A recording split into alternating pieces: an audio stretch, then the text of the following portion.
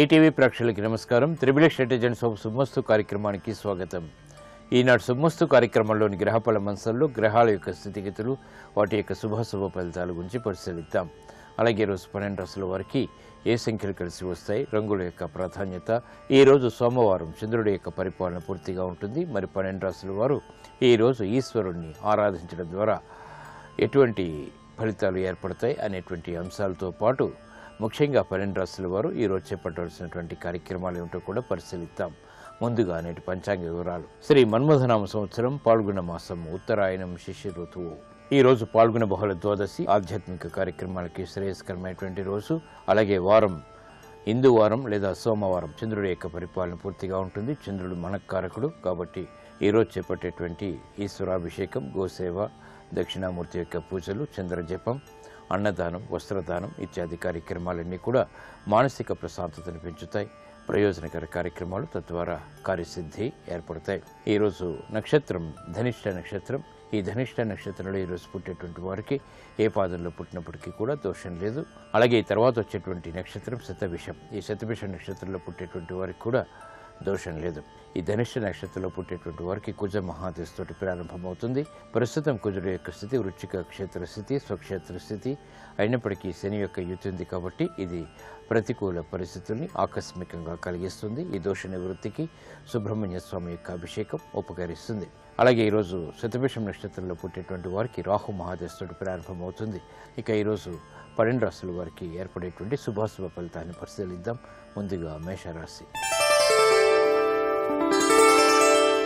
ఈరోజు మేషరాశి వారిని పరిశీలించినట్లయితే లాభదాయకమైనటువంటి కార్యక్రమ నిర్వహణ గృహరీత్యా కొనసాగించగలుగుతారు. ఆత్మవిశ్వాసం పెరుగుతుంది. చేపట్టేటువంటి కార్యక్రమాల్లో ఆశించినటువంటి ప్రయోజనాలు దగ్గరవుతాయి. వేగవంతమైనటువంటి ప్రక్రియల ద్వారా ఆశించినటువంటి ప్రయోజనాలను పొందగలుగుతారు. ఆర్థిక వ్యవహారాల్లో కూడా అనువైనటువంటి మార్పులు చోటు చేసుకుంటాయి. పారిశ్రామిక రంగం వారికి చేపట్టేటువంటి కార్యక్రమాలు ప్రోత్సాహాన్ని కలిగిస్తాయి. వ్యాపార రంగం వారికి శ్రద్ధతో కూడినటువంటి కార్యక్రమాలు, తద్వారా విజయాలు చేతికందుతాయి. విద్యార్థులు విద్యలో రాణించగలుగుతారు. మహిళలు శుభవార్తలు వింటారు. ధీశక్తితో కూడినటువంటి కార్యక్రమాల నిర్వహణ ఉద్యోగస్తులకి ఉపయోగపడుతుంది, అభివృద్ధిని కలిగిస్తుంది. ఈ రోజు మీ అదృష్ట సంఖ్య 2. తెలుపు వర్ణం ప్రశాంతతను పెంచుతుంది. సోమవారం సందర్భంగా ఈ రోజు మేషరాశి వారు ఈశ్వరుణ్ణి ఎర్రగన్నేరు పూలతో పూజించడం ద్వారా ఉత్తమ విజయాలు సాధించగలుగుతారు. ప్రమాదాలు దూరమవుతాయి. వ్యాపార ఒప్పందాలు ఈరోజు మీకు లాభదాయకం. ఈ రోజు వృషభ రాశి వారిని పరిశీలించినట్లయితే మానసిక ప్రశాంతత పెరుగుతుంది. లాభదాయకమైనటువంటి కార్యక్రమ నిర్వహణ ఉద్యోగపరంగా కొనసాగించగలుగుతారు. వ్యాపార దక్షత పెరుగుతుంది. కార్యక్రమ నిర్వహణలో నైపుణ్యాన్ని ప్రదర్శించగలుగుతారు. గతంలో కన్నా మెరుగైనటువంటి పరిస్థితులు ఆర్థికంగా ఊరట కలిగిస్తాయి. చేపట్టేటువంటి కార్యక్రమాల్లో అనుకూలత పెరుగుతుంది. ఆర్థిక విజయాలు కూడా సాధించగలుగుతారు. పారిశ్రామిక రంగం వారికి ఆర్థిక సంబంధిత లావాదేవీలు కలిసి వస్తాయి. ఐక్యతగా చేపట్టేటువంటి కార్యక్రమాలు ఆశించినటువంటి ప్రయోజనాన్ని కలిగిస్తాయి. పోటీని తట్టుకోగలుగుతారు. చేపట్టేటువంటి కార్యక్రమాలు మహిళలకు ఆనందాన్ని కలిగిస్తాయి. గృహ విషయాల్లో ఆనందకర సంఘటనలు చోటు చేసుకుంటాయి. ఈ రోజు మీ అదృష్ట సంఖ్య 6. ఎరుపు వర్ణం ధైర్యాన్ని కలిగిస్తుంది.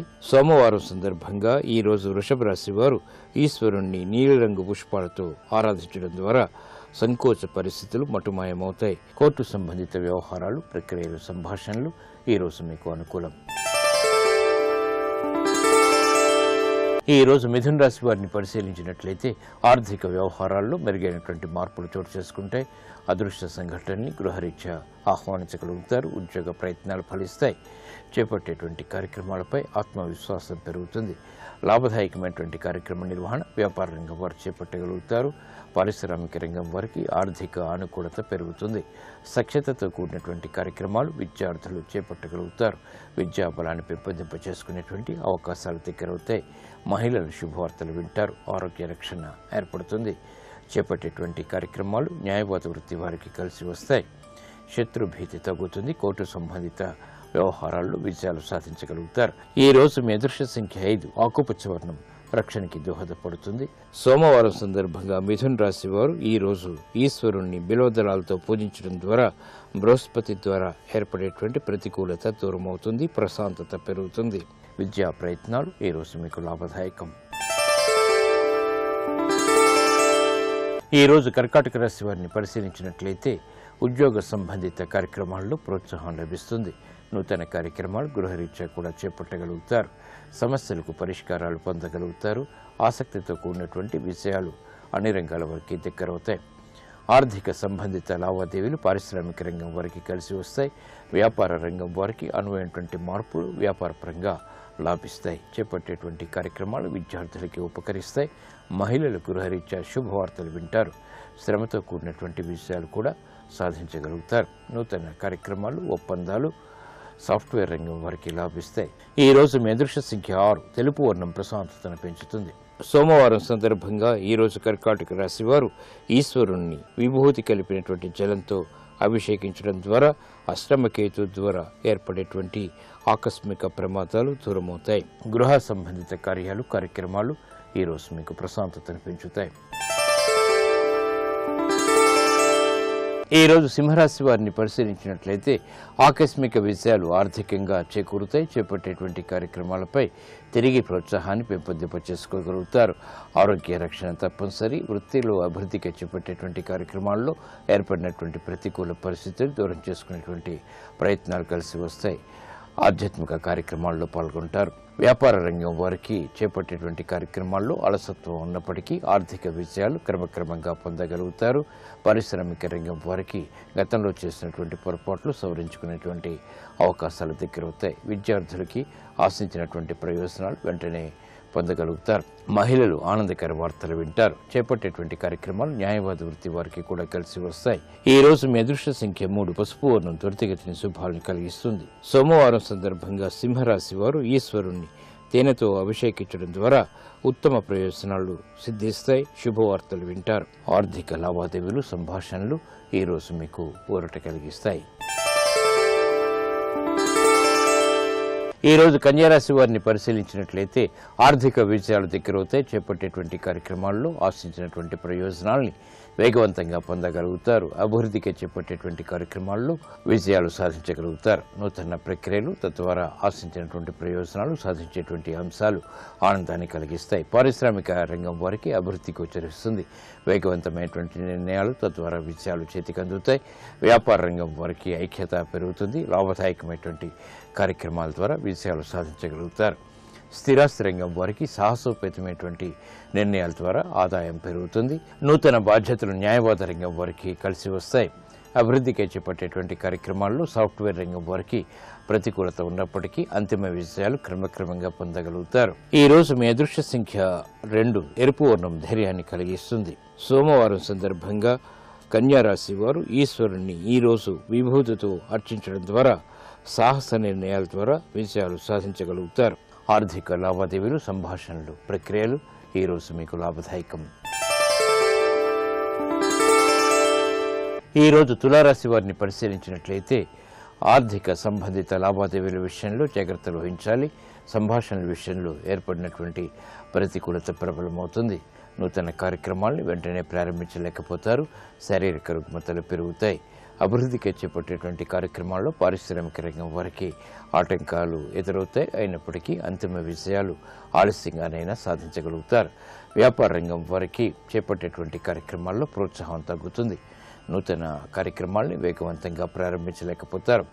విద్యార్థులు శ్రమతో కూడినటువంటి విజయాలు పొందగలుగుతారు. మహిళలు ఆరోగ్య విషయంలో జాగ్రత్తలు వహించాలి. ఈ రోజు మీ అదృష్ట సంఖ్య 1. ఎరుపు వర్ణం ధైర్యాన్ని కలిగిస్తుంది.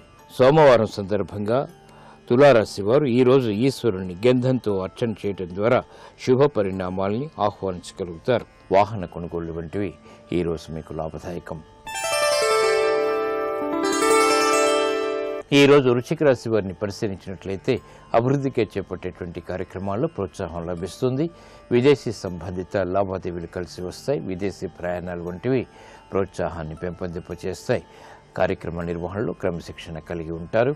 అభివృద్ధి ఆర్థికంగా ఉన్నప్పటికీ ఆశించినటువంటి ప్రయోజనాల్లో ఏర్పడినటువంటి పొరపాట్లను సవరించుకునేటువంటి అంశాల విషయంలో విభేదాలు తలెత్తుతాయి. నూతన కార్యక్రమాన్ని గృహరీత్యా మాత్రం ప్రారంభించగలుగుతారు. ఆర్థిక వ్యవహారాలు పారిశ్రామిక రంగం వారికి మొదట కలిసి వస్తాయి, తర్వాత విభేదాలను సృష్టిస్తాయి. వ్యాపార రంగం వారు ఆచితూచి నిర్ణయాలు తీసుకోవాలి. విద్యార్థులు శ్రమతో కూడినటువంటి విజయాలు సాధించగలుగుతారు. ఈ రోజు మీ అదృష్ట సంఖ్య 6. తెలుపు వర్ణం ప్రశాంతతను పెంచుతుంది.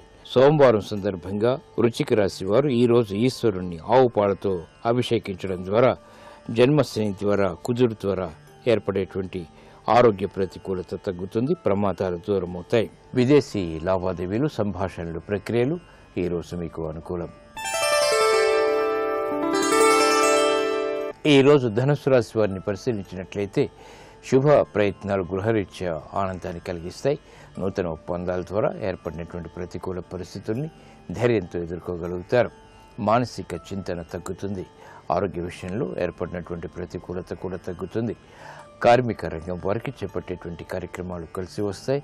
పొరపాట్లను సవరించుకోగలుగుతారు. వ్యాపార రంగం వారికి ఆర్థిక విషయాలు దగ్గరవుతాయి. వ్యయం ఎక్కువగా ఉన్నప్పటికీ ఆదాయాన్ని కూడా మంచి ప్రణాళికల ద్వారా రాబట్టుకోగలుగుతారు. కార్యక్రమ నిర్వహణలో క్రమశిక్షణ విద్యార్థులకి కలుగుతుంది. మహిళలు ఆనందకర వాతావరణాన్ని గృహరీత్యా పొందగలుగుతారు. ఈ రోజు మీ అదృష్ట సంఖ్య 5. ఆకుపచ్చ వర్ణం రక్షణకి దోహదపడుతుంది. ఆహ్లాద పరిస్థితులను కలిగిస్తుంది. సోమవారం సందర్భంగా ధనుస్సు రాశి వారు ఈ రోజు ఈశ్వరుణ్ణి గులాబీలతో పూజించడం ద్వారా ఆశించినటువంటి ప్రయోజనాన్ని పొందగలుగుతారు. వ్యాపార నిర్ణయాలు ఈ రోజు మీకు అనుకూలం. ఈ రోజు మకర రాశి వారిని పరిశీలించినట్లయితే ఆదాయాన్ని పెంపొందింప చేసుకోగలుగుతారు. అవమానకర సంఘటనని దూరం చేసుకునేటువంటి ప్రయత్నాల్లో విజయాలు సాధించగలుగుతారు. అభివృద్ధి ఆర్థికంగా కొనసాగుతుంది. నూతన ఒప్పందాలు వ్యాపారపరంగా కూడా కలిసి వస్తాయి. శత్రు భీతి తగ్గుతుంది. శత్రువులు మిత్రులవుతారు. ఆర్థిక లావాదేవీలు అన్ని రంగాల వారికి సంతృప్తిని కలిగిస్తాయి. పారిశ్రామిక రంగం వారికి అనుకున్నవి సాధించేటువంటి కార్యక్రమ నిర్వహణ విజయాన్ని కలిగిస్తుంది. చేపట్టేటువంటి కార్యక్రమాలు వ్యాపార రంగం వారికి అనుకూలిస్తాయి. లక్ష్యంతో కూడినటువంటి కార్యక్రమాలు విద్యార్థులు సాధించగలుగుతారు. మహిళలు శుభవార్తలు వింటారు. ఆరోగ్య విషయంలో మాత్రం జాగ్రత్తలు వహించాలి. ఈ రోజు మీ అదృష్ట సంఖ్య 3. పసుపు వర్ణం త్వరితగతిని శుభాల్ని కలిగిస్తుంది. సోమవారం సందర్భంగా ఈ రోజు మకర రాశి వారు ఈశ్వరుణ్ణి మల్లెపూలతో పూజించడం ద్వారా ఆశించినటువంటి ప్రయోజనాలు దగ్గరవుతాయి. శుభవార్తలు వింటారు. ఆధ్యాత్మిక కార్యక్రమాలు ఈ రోజు మీకు సంతృప్తిని కలిగిస్తాయి. ఈ రోజు కుంభరాశి వారిని పరిశీలించినట్లయితే మానసిక ప్రశాంతత కలిగి ఉంటారు. సంబంధ బాంధవ్యాలు మెరుగవుతాయి. ఐక్యతగా చేపట్టేటువంటి కార్యక్రమాల్లో ప్రోత్సాహం లభిస్తుంది. కుటుంబ సఖ్యత పెరుగుతుంది. ఆలోచన విధానంలో మంచి మార్పులు చేకూరుతాయి. చేపట్టేటువంటి కార్యక్రమాలు వ్యాపార రంగం వారికి కలిసి వస్తాయి. లాభాలని పెంపొందింప చేసుకునేటువంటి ప్రక్రియలు ఉపకరిస్తాయి. నూతన విధి విధానాలతో కూడినటువంటి కార్యక్రమ నిర్వహణ వైద్య వృత్తి వారు ప్రారంభించగలుగుతారు. క్రమశిక్షణ విద్యార్థులకి కొనసాగుతుంది. సంతోష వార్తలు వింటారు.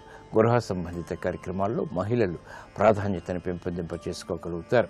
ఆర్థిక విషయాలు సాఫ్ట్వేర్ రంగం వారికి అనుకూలిస్తాయి. ఈ రోజు మీ అదృష్ట సంఖ్య 9. ఎరుపు వర్ణం ధైర్యాన్ని కలిగిస్తుంది. సోమవారం సందర్భంగా కుంభరాశి వారు ఈ రోజు ఈశ్వరుని చామంతులతో పూజించడం ద్వారా సంబంధ బాంధవ్యాలు మెరుగవుతాయి. గృహంలో శాంతి సౌఖ్యాలను పెంపొందింప చేసుకోగలుగుతారు. విదేశీ సంభాషణలు, లావాదేవీలు ఈ రోజు మీకు అనుకూలం. ఈ రోజు మీనరాశి వారిని పరిశీలించినట్లయితే అలంకరణకి ప్రాధాన్యతనిస్తారు. స్వతంత్ర నిర్ణయాలకి ఉపక్రమించగలుగుతారు. ఆధిక్యతతో కూడినటువంటి కార్యక్రమాలు తద్వారా విజయాలు చేతికందుతాయి. రాజకీయ రంగం వారికి ఆశించినటువంటి ప్రయోజనాలు దక్కుతాయి. ఉద్యోగ సంబంధిత వ్యవహారాల్లో ఉద్యోగస్తులకి ప్రోత్సాహం లభిస్తుంది. ఉన్నతికి చేపట్టేటువంటి కార్యక్రమాల్లో అభివృద్ధి గోచరిస్తుంది. కార్యక్రమ నిర్వహణలో నైపుణ్యం సాఫ్ట్వేర్ రంగం వారికి పెరుగుతుంది. ఆర్థిక విజయాలు న్యాయవాద వృత్తి వారికి ఊరట కలిగిస్తాయి.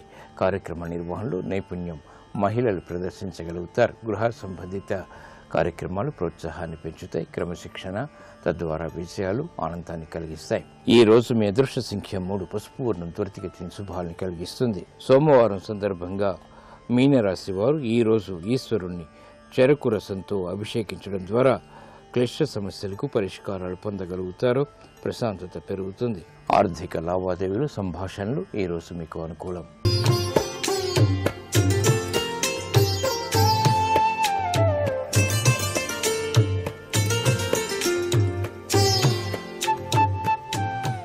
శుభమస్తు కార్యక్రమంలో గృహబలం అంశానికి స్వాగతం.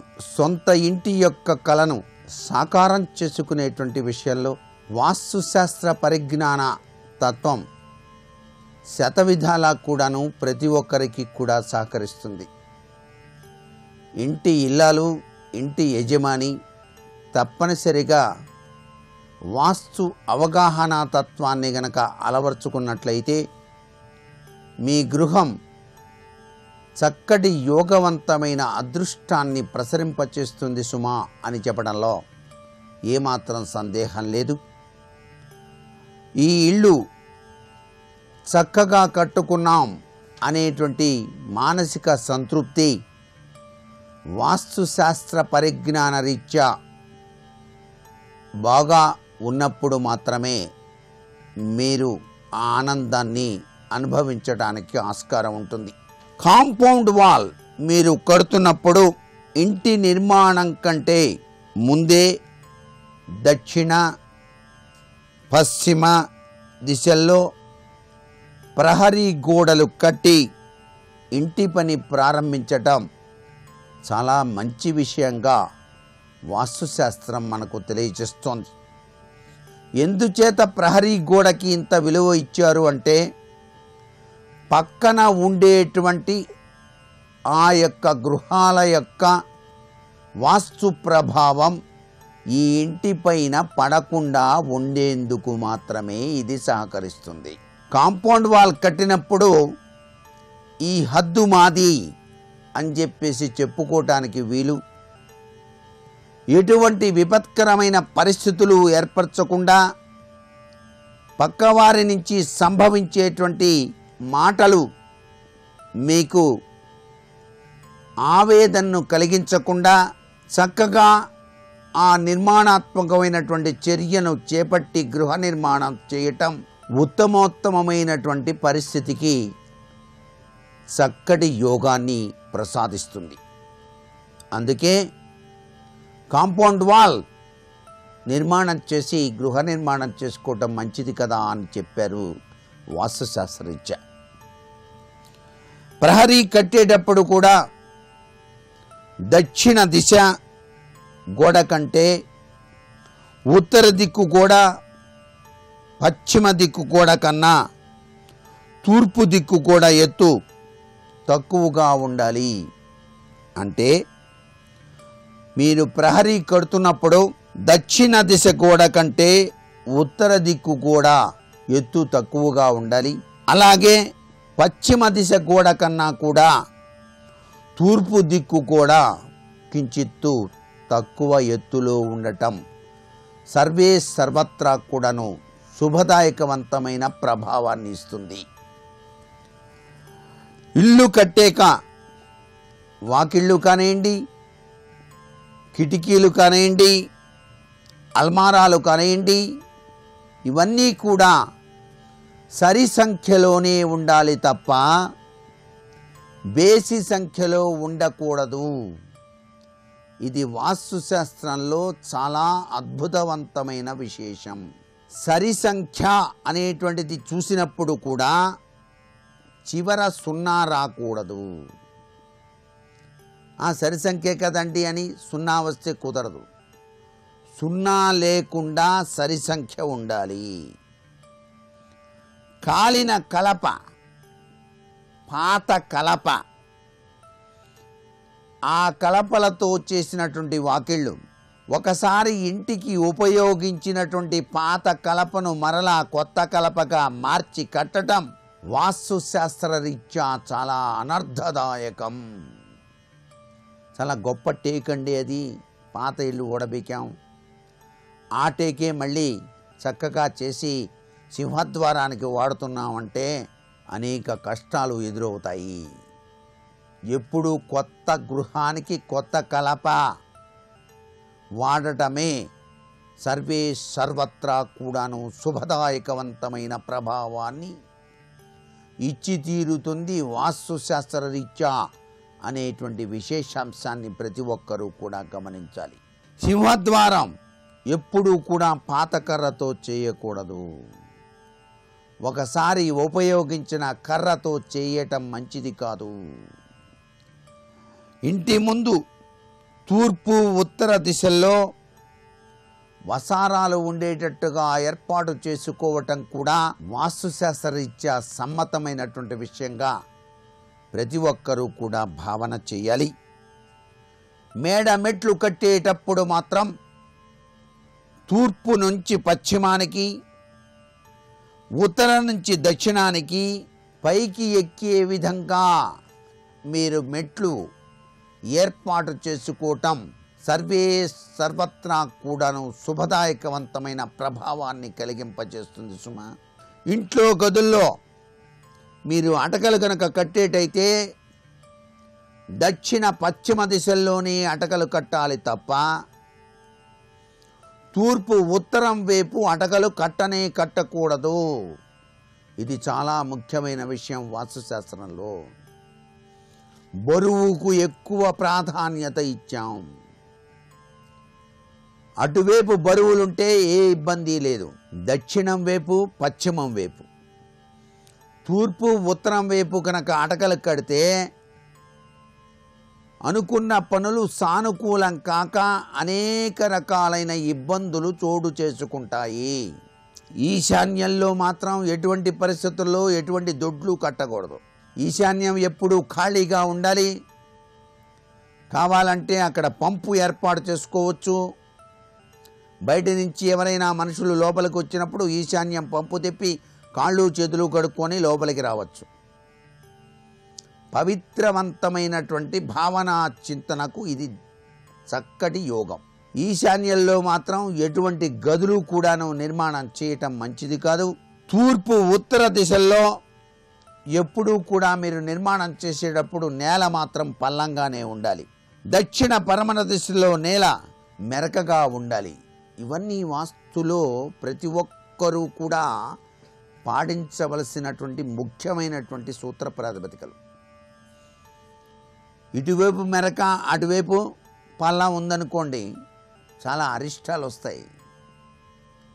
నీరు ప్రవహించేటువంటి తీరుతునులు ఎలా ఉంది, ఈ ఇంటికి మెరక ఎటువైపు ఉంది, పల్లం ఎట్లా ఉంది, ఇవన్నీ కూడా మీ మనసులోకి రావాలి.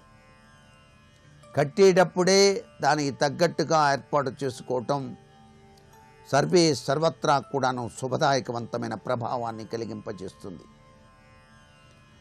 ఇంట్లో వాడినటువంటి నీరు, ఇళ్లలో వాడుతూ ఉంటారే ఆ నీరంతా కూడాను తూర్పు ఉత్తర దిశలుగా బయటకు వెళ్ళే విధంగా తయారు చేసుకోవాలి.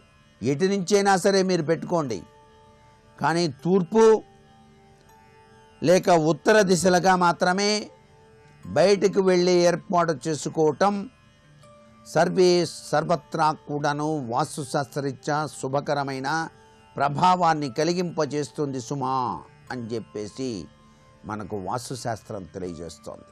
ఇంటి పైకప్పు, తలుపులు ఇటువంటివన్నీ కూడా పెట్టకుండా మంచి ముహూర్తాలు ఇప్పుడే ఉన్నాయి, తర్వాత లేవు అని చెప్పేసి గృహప్రవేశం మాత్రం చెయ్యకండి. గృహప్రవేశం అంటే ఏమిటి? ఆ ఇంట్లో కలకాలం తరతరాలుగా సిరి సంపదలతో అదృష్టంతో వాళ్ళంతా కూడాను జీవించాలి.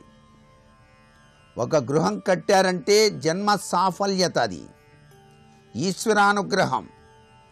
ఆ గృహానికి తప్పనిసరిగా గృహప్రవేశం మంచి ముహూర్తం చూసి ప్రవేశించాలి. ఇంటి నిర్మాణం అంతా పూర్తయిన తరువాతనే. ఇంటి నిర్మాణం పూర్తి కాకుండా గృహప్రవేశం చేయకూడదు. ఎప్పుడు కిటికీలు తలుపులు పెట్టకుండా. మరికొన్ని ముఖ్య విషయాలు రేపటి శుభమస్తు కార్యక్రమంలో తెలుసుకుందామా? మరి సర్వే జనా సుఖినో భవంతు.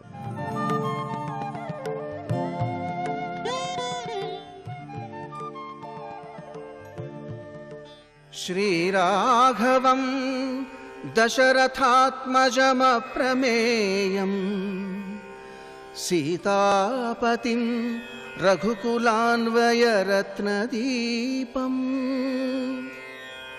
ఆజానుబాహుం అరవిందదళాయతాక్షం రామం నిశాచర వినాశకరం నమామి. ఇంతంతైవటుడు ఇంతయై మరియుతానింతై అభోవీధిపై అంతై తోయజమండలగ్రమణ కల్లంతై ప్రభారాశిపై అంతై చంద్రునకంతయై ధ్రువునిపై అంతై మహర్వాటిపై అంతై సత్యపదోన్నతుండగుచు బ్రహ్మాండంత సంవర్ధి అయ్యి అంటారు పోతన గారు. అలా పెరిగిపోయినటువంటి త్రివిక్రమావతారానికి నేను ప్రదక్షిణాలు చేశాను. అప్పుడు బలం ఉంది, ఇప్పుడు బలం లేదు. హనుమా నేను వెళ్ళలేను, కానీ నీకు బలం ఉంది, నువ్వు నీ బలాన్ని మరిచిపోయావు, నువ్వు వెళ్ళగలవు. కాబట్టి నువ్వు వెంటనే బయలుదేరు, నువ్వు లంకాపట్టణాన్ని చేరగలవు. ఈ మాట చెప్పగానే ఆయనకి శాప విమోచనం అయిపోయింది. ఆయన ధైర్యం గురించి సుందరకాండలో చెప్పలేదు మహర్షి, కిష్కింధకాండ చిట్ట చివరి శ్లోకంలో చెప్పారు. అది ధృతి అన్న మాటకు అన్వయం. సుందరకాండ ప్రథమ శ్లోకంలో కనపడదు మీకు, కిష్కింధకాండ చివరి శ్లోకంలో కనపడుతుంది. సవేగవాన్ వేగ సమాహితాత్మా హరిప్రవీర పరవీరహంత మనస్సమాధాయ మహానుభావో జగామలంకాం మనసా మనస్వీ అన్నారు. అసలు శ్రీరామాయణం ఒక గొప్ప తత్వశాస్త్రం. దాన్ని మించినటువంటి మనస్సుకి సంబంధించిన శాస్త్రం ఇంకొకటి ఉండదు. చెప్తే శంకరుడు చెప్పాలి, లేకపోతే వాల్మీకి చెప్పాలంతే. ఆయన ఆ ఉత్తర తీరం దగ్గర నిలబడి అంతెత్తు పెరిగిపోయినటువంటి వారై మేరుపర్వత శిఖరాలు ఎలా ఉంటాయో అలా పెరిగిపోయి ఆ చూస్తున్నటువంటి వానరులందరితో ఒక మాట అన్నారు. నేను ఇక్కడ నుంచి కుప్పించి ఎగిరి బయలుదేరితే భూమి నా పాద తాళనములకు తట్టుకోలేక పాతాళములోకి కుంగిపోతుంది. అందుకే దగ్గర ఉన్న మహేంద్ర పర్వత శిఖరముల మీద నిలబడి అక్కడి నుంచి ఎగిరి వెడతాను. నేను ఎంతటి బలవంతుడనంటే నాకు నా స్వరూపంతో ఈ భూమిని అంతటినీ కూడా ప్రదక్షిణం చేసి రాగలను. కొన్ని వేల పర్యాయములు ప్రదక్షిణం చేస్తాను.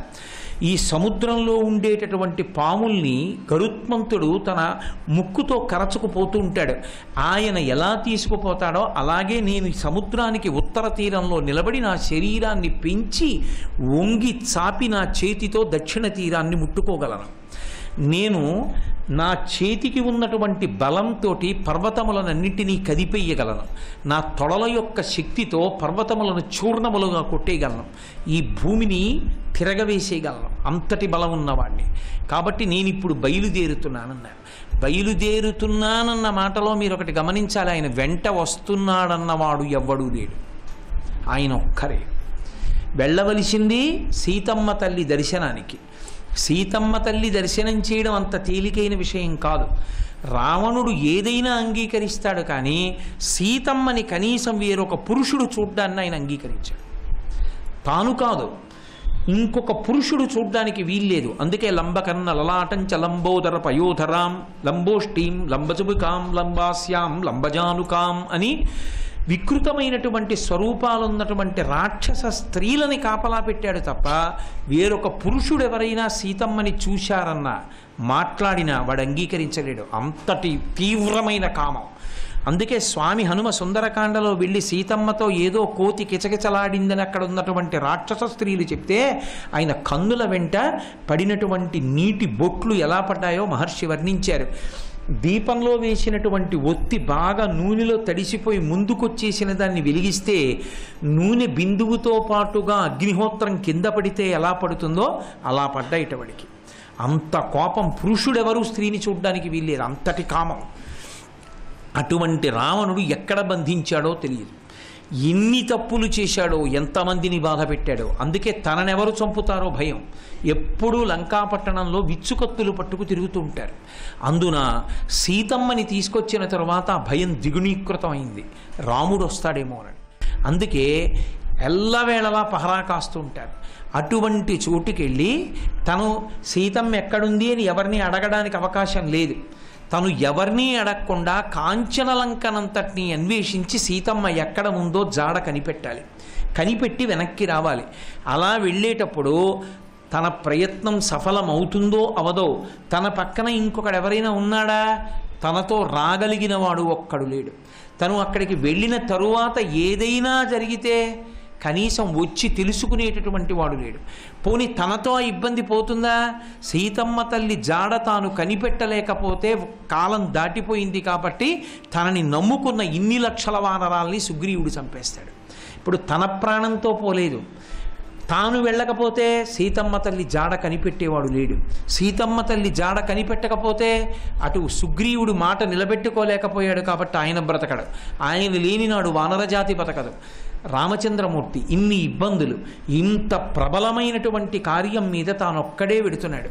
కానీ ఆయన వెళ్ళేటప్పుడు నిజంగా వ్యతిరేక కోణంలో ఉన్న విషయాలన్నింటినీ తలుచుకుని భయపడిపోతే ఆయన 100 యోజనముల సముద్రాన్ని దాటగలరా అన్నది అనుమానం.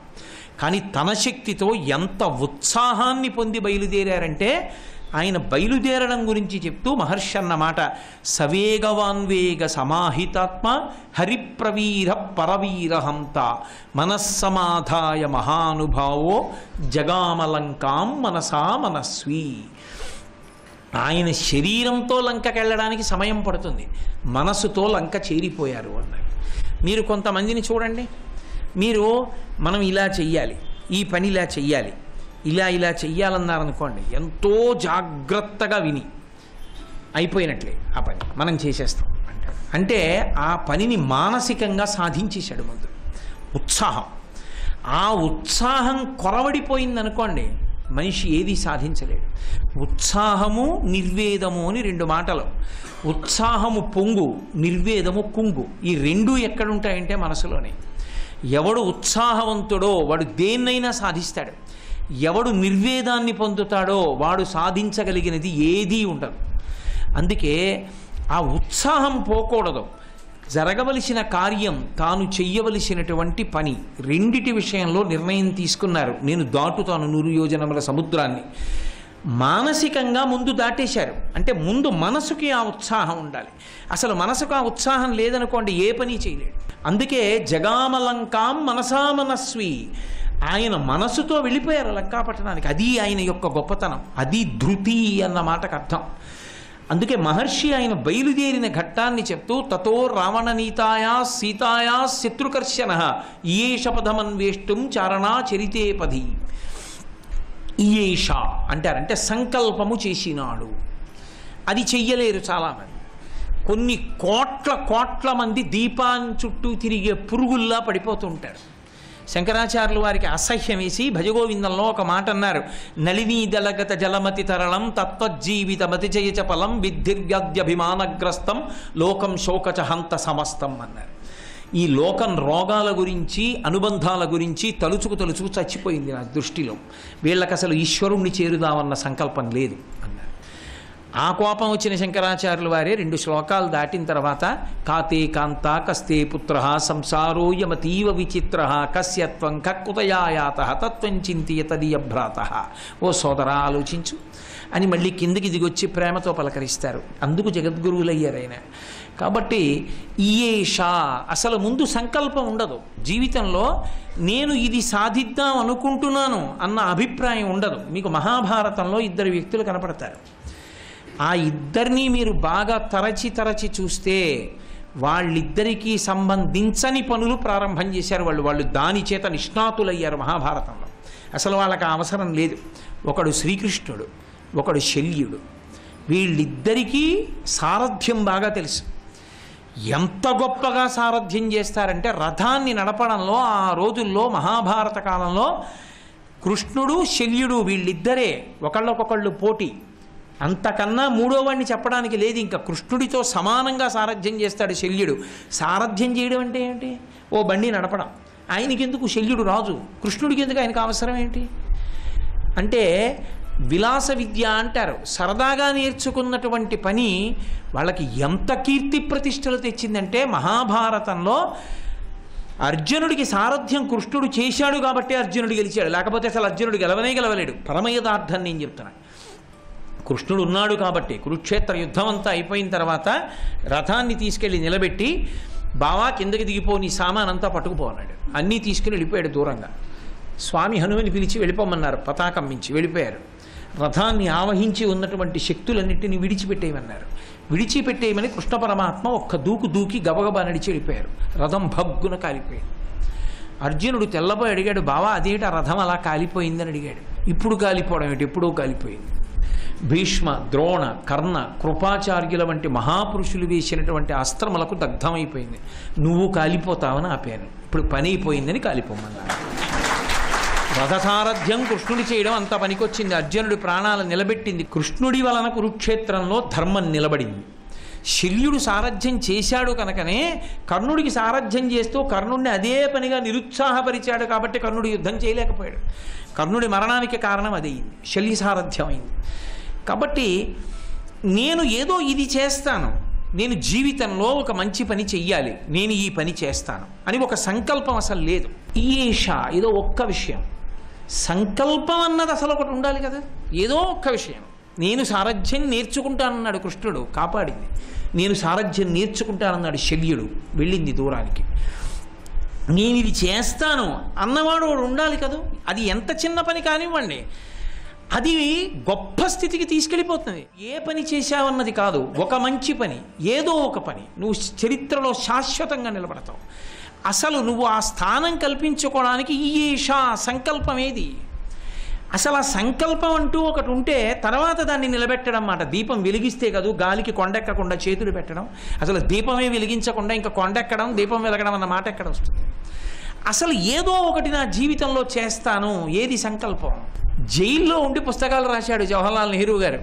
32 సంవత్సరాల వయస్సులో శంకర భగవత్పాదాచార్య స్వామి వారు భరతఖండాన్నంతటినీ 3 మాటలు పాదచారి అయి పర్యటించి అవైదికమైన వాదనలను ఖండించి అద్వైత సిద్ధాంతాన్ని స్థాపించి ప్రచారం చేసి తూర్పున జగన్నాథులో గోవర్ధన పీఠము, పడమర ద్వారకలో కాళికాపీఠము, ఉత్తరమున బదరికాశ్రమములో జ్యోతిపీఠము, దక్షిణమున శృంగగిరిలో శారదాపీఠము పెట్టి ఎన్నో దేవాలయాలకు కుంభాభిషేకాలు చేసి ప్రతిష్టలు చేసి అనేకమైనటువంటి వాంగ్మయం, భగవద్గీత, బ్రహ్మసూత్రాలు, ఉపనిషత్తుల దగ్గర నుంచి భాష్యాలతో మొదలుపెట్టి ప్రాతస్మరామి స్తోత్రాల వరకు రచించి ఇచ్చి ఒక్క ప్రభుత్వం కానీ ఇంకొకటి కానీ అండ లేకుండా శత్రువులున్న చోటికి తాను నడిచి వెళ్ళి ప్రేమతో వాదించి వాళ్ళ మనసులు గెలుచుకుని మహానుభావుడు జగద్గురువై ఈ దేశంలో వేదాన్ని నిలబెట్టాడు. ఆయనే ఖాళీ లేదన్న మాటనుంటే ఇవాళ శివానంద లహరేది, సౌందర్య లహరేది, ఇవాళ పీఠాలలో పూజ చేయడానికి శివలింగాలు ఇవి. ఇవాళ శృంగేరిలో అభిషేకం చేస్తున్న లింగం శంకరాచార్యులు వారి కైలాసం నుంచి తెచ్చింది. కంచి కామకోటిలో అభిషేకం జరుగుతున్న చంద్రమౌళీశ్వర లింగం కైలాసం నుంచి శంకర భగవత్పాదులు తీసుకొచ్చింది. ఈయేషా, నీకు కోరిక ఉండాలి, సంకల్పం ఉండాలి తప్ప సమయం లేదన్న మాట లేదు. పెద్ద పెద్ద విద్వాంసులని మీరు చూడండి, వాళ్ళు ఎంతో కాలాన్ని వెచ్చించి పనిచేస్తూ ఒక నిమిషం వృధా కావడాన్ని అంగీకరించారు. ఏది పోయినా అంగీకరిస్తారు, కానీ సమయాన్ని వృధా చేయడం కానీ ఉత్తి మాటలు మాట్లాడుకుంటూ కూర్చోవడం కానీ వాళ్ళు అంగీకరించారు. ఏదో ఒక కార్యం చేస్తూనే ఉంటారు. అలా చేసే మహాపురుషులు ఈయేషా, సంకల్పం ఎక్కడుందో అక్కడ మహాపురుషుడు ఉదయిస్తాడు. అసలు సంకల్పమే లేదు, ఎక్కడి నుంచి వస్తాడు మహాపురుషుడు రమ్మంటే? కోట్ల మంది పుట్టి కోట్ల మంది ఎలా గిట్టారో అందులో ఒకడవుతాడు. ఆయనని తలుచుకుని చెప్పుకోవడానికి ఏమీ ఉండదు లోకంలో. మనసులో నేను ఇది చేస్తాననేటటువంటి ఉత్సాహం ఒకటి ఉండాలి కదా. సనాతన ధర్మ వ్యతిరేకమైనటువంటి వాళ్ళందరూ అపారమైనటువంటి శక్తితో సైన్యంతో రాజ్యాలు ఏలుతున్నటువంటి కాలంలో యథేచ్ఛగా గోవధ జరిగిపోయి పెళ్ళైన ఆడవాళ్ళని కూడా చెరబడుతుంటే చేతిలో కాషాయ పతాకం పట్టుకుని శ్వేతాశ్వం ఎక్కి నేను మళ్ళీ సనాతన ధర్మాన్ని నిలబెట్టి హిందూ సామ్రాజ్యాన్ని స్థాపిస్తానని ఒక్కడుగా బయలుదేరినటువంటి శివాజీ స్థాపించాల సామ్రాజ్యాన్ని. ఈయేషా, అసలు సంకల్పం అంటూ ఒకటి ఉంటే ఆ తరువాత దాని గురించినటువంటి ప్రయత్నం. అసలు ఆ సంకల్పమే లేకపోతే ఎవడు ఎవరిని ఉద్ధరించేది ఉండదు. మార్పు అనేటటువంటిది, సంకల్పం అనేటటువంటిది ఎవరి యందు వారికి ఉద్భవించాలి. ఉద్భవించిన నాడు జరుగుతుంది. కోట్ల రూపాయలు ఖర్చు పెడతాడు ఒకడి జీవితంలో, వాడు తిన్న తిండికైనటువంటి ఖర్చు కొన్ని లక్షలు. ఇన్ని లక్షల రూపాయలు ఖర్చు పెట్టేశాడు, ఎన్ని పనికిమాలిన పుస్తకాలో చదివాడు. ఒక్కటి చదవవలసిన విషయం లేని వార్తాపత్రిక పట్టుకుంటే పైనుంచి కింద వరకు చదువుతాడు.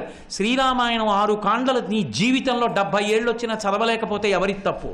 ఈయేషా, అది నా మాట అనుకునేరు, మహర్షి మాట అని చెప్తున్నది. అది ధృతి, అది పట్టుదల. ఎక్కడో అంకురించాలి. ఎవడికి అంకురించిందో వాడు ధన్యాత్ముడు. కాబట్టి ఈయేషా, ఆయన సంకల్పం చేశారు. ఏమిటా సంకల్పం?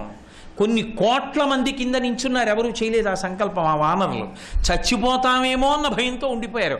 చచ్చిపోతే ప్రయత్నంలో చచ్చిపోతానన్నారు ఆయన. చచ్చిపోవడం ఏంటి? చచ్చిపోను సాధిస్తానన్నాడు ఆయన.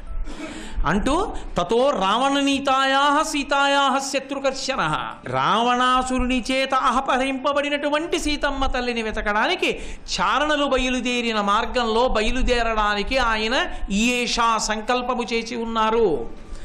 అది శ్రీరామాయణంలో సుందరకాండలో మొట్టమొదటి శ్లోకానికి ఉన్నటువంటి శక్తి. సుందరకాండ చదవండి అని ఎందుకంటారంటే, ముందు సంకల్ప బలం. నీకంటూ ఒక సంకల్పము అంకురిస్తుందా, ఒక మంచి పని చేద్దాం అని ప్రారంభం చెయ్యగలవా? ఒక్క మంచి పని చేద్దామని ప్రారంభం చెయ్యడానికి పెద్ద పెద్ద సంఘాలు, పెద్ద పెద్ద సంస్థలు అక్కర్లేదు. ఎవడికి తోచిన మంచి పని వాడు చెయ్యగలడు. అసలు మన జీవన విధానంలోనే ఆ లక్షణం ఉంది. తను తినే ముందు ఒక అతిథికి పెట్టి తినాలి, తను తినే ముందు ఇంటికి వచ్చిన ఏదో ఒక జంతువుకి తాను పెట్టి తినాలి, చాలు. దానికి సంస్థలక్కర్లేదు. నేను చదువుకోవాలి అనుకున్నాడు లాల్ బహదూర్ శాస్త్రి గారు. వీపుకి పుస్తకాలు కట్టుకుని ఉత్తినే పడవెక్కించుకుంటే నేను వెళ్ళను, నా కష్టం నాకు వచ్చన్నాడు. గంగానదిని ఈది ఆవలి ఒడ్డుకెళ్ళి చదువుకుని ప్రధానమంత్రి అయ్యాడు. ఎక్కడో అక్కడ సంకల్పం. అందుకే సుందరకాండ శ్రీరామాయణం ఎప్పటివో అని అనకండి, ఆర్షవాక్కు అనడానికి కారణం అదే. అది ఎప్పటికీ రామాయణం త్రేతాయుగంలో జరిగి ఉండవచ్చు, అది ద్వాపర యుగమా కలియుగమా కృతయుగమా సంబంధం లేదు. ప్రతి మనుష్యునికి ఎప్పటికీ అన్వయం అవుతుంది. ఎక్కడ మెరుపుందో నువ్వు పట్టుకోగలగాలంతే. కాబట్టి ఈయేషా మహానుభావుడైన హనుమ అటువంటి సంకల్పం చేశారు. అందుకే చరిత్రలో చిరస్థాయిగా మిగిలిపోయారు. నాకింత బలం ఉంటే మాత్రం నేనెందుకు చెయ్యాలనొచ్చు. అందుకే విద్యాధరులందరూ కొండ మీద లేచి నిలబడి ఒక మాట అన్నారు, రామార్థం వానరార్థం చ చికీర్షం కర్మదుష్కరం సముద్రస్య పరం పారం దుష్ప్రాపం ప్రాప్తుమిచ్చతి అన్నారు. ఎవరి కోసం? ఆయన కోసమా? ఆయనకి ఏమైనా కలిసి వస్తుందా? ఎవరైనా బిరుదిస్తారా? ఏమైనా కిరీటాలు నెత్తి మీద పెడతారా? కాదు. రాముడి కోసం, వానర జాతి కోసం బయలుదేరారు. నిస్వార్థమైనటువంటి వ్యక్తి, మహానుభావుడు అని కీర్తించింది. ఆనాటి నుండి ఈనాటి వరకు రామాయణ మహామాలారత్నం వందే అనిలాత్మజం.